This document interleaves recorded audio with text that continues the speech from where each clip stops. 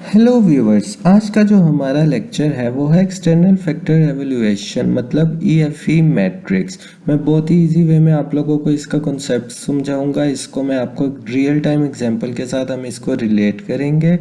और अगर आप लोगों को इसके नोट्स चाहिए तो आप मुझे कमेंट में बताएं, मैं आपको इसका लिंक शेयर कर दूंगा। तो सबसे पहले हम देखते हैं एक्सटर्नल फैक्टर एवल्यूएशन होता क्या है, ये मैट्रिक्स होता क्या है।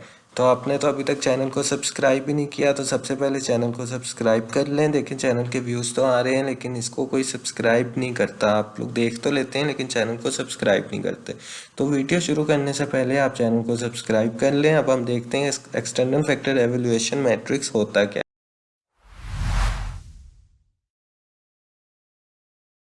तो बाय डेफिनेशन देखते हैं ये क्या होता है। An external factor evaluation matrix allow strategies to summarise and evaluate economic, social, culture, demographic, environmental, political, governmental, legal, technology and competitive information. इसका क्या मतलब है? इसका मतलब ये है कि जो भी फर्म है वो देखती है कि जो आप अपनी कंपनी की अपॉर्चुनिटीज़ हैं और कंपनी की जो थ्रेट्स हैं। एक्सटर्नल फैक्टर क्या होते हैं? एक्सटर्नल फैक्टर होते हैं कंपनी की अपॉर्चुनिटीज़ और थ्रेट्स। जो कंपनी को अपॉर्चुनिटीज़ मिल रही है, क्या जो हमने स्ट्रेटजीज बनाई हैं तो क्या हम वो अपॉर्चुनिटीज़ अवेल भी कर रहे हैं कि नहीं। और जो कंपनी को थ्रेट कर रही हैं चीज़ें, हमने ऐसी स्ट्रेटजीज बनाई हैं कि नहीं कि जो कंपनी के थ्रेट से हमें बचा सकती हैं, हम सेफ रह सकते हैं। तो इसको एवेल्यूएट करने के लिए जो हमने स्ट्रेटजीज बनाई है इससे बचने के लिए, उसको हम एवेल्यूएट करते हैं एक्सटर्नल फैक्टर एवेल्यूएशन मैट्रिक्स के ज़रिए।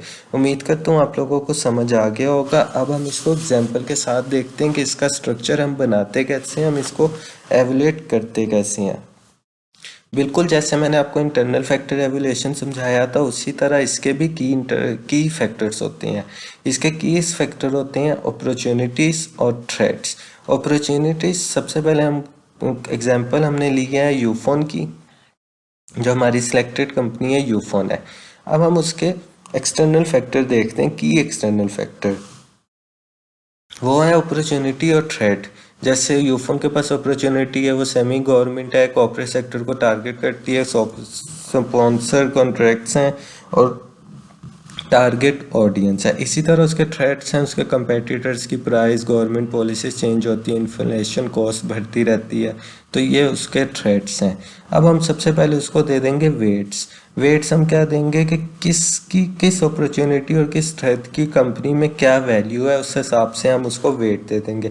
एक बात का खास ख्याल रखना है, वेट जो अपॉर्चुनिटी और थ्रेट के मिला के है वो 1 होगा। जैसे इंटरनल एवल्यूएशन मैट्रिक्स के अंदर स्ट्रेंथ और वीकनेस का टोटल वेट कितना होता था? 1। इसी तरह अपॉर्चुनिटी और थ्रेट का भी टोटल वेट होगा 1।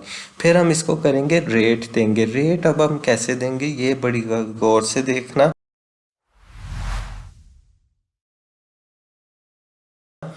जो कंपनी जैसे इधर है कि सेमी गवर्नमेंट है, ये हमने इसको वेट तो दे दिया कि इसकी बहुत इंपॉर्टेंस है कंपनी में। फिर हम इसको रेट देंगे कि हमारी कंपनी इससे फ़ायदा कितना उठा रही है। अगर बहुत फ़ायदा उठा रही है तो 4, अगर कम फ़ायदा उठा रही है उससे तो 3, अगर एवरेज है 2 और अगर बिल्कुल फ़ायदा नहीं उठा रही तो हम उसको 1 रेट करेंगे। तो इस हिसाब से हम इसको रेट दे देते हैं। इसी तरह जैसे हमने रेट दिया सेमी गवर्नमेंट से बस नॉर्मल एवरेज से अबव उठा रही है हमारी कंपनी फ़ायदा, हमने 3 दे दिया। कॉर्पोरेट सेक्टर को अच्छा टारगेट कर रही है, हमने 4 दे दिया। स्पॉन्सर कॉन्ट्रैक्ट्स को 3 कर रही है और टारगेट ऑडियंस को 2 बस एवरेज कर रही है।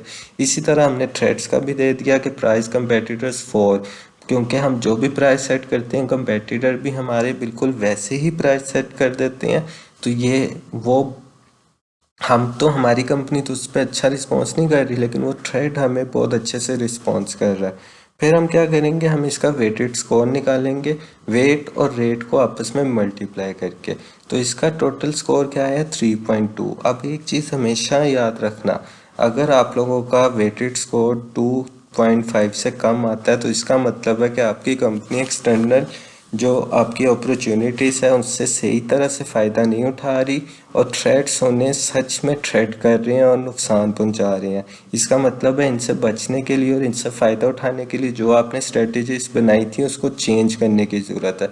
और अगर 2.5 से ऊपर कर रही है तो इसका क्या मतलब है कि आपकी कंपनी अपॉर्चुनिटी से फ़ायदा उठा रही है और थ्रेड्स को अच्छा कवर कर रही है।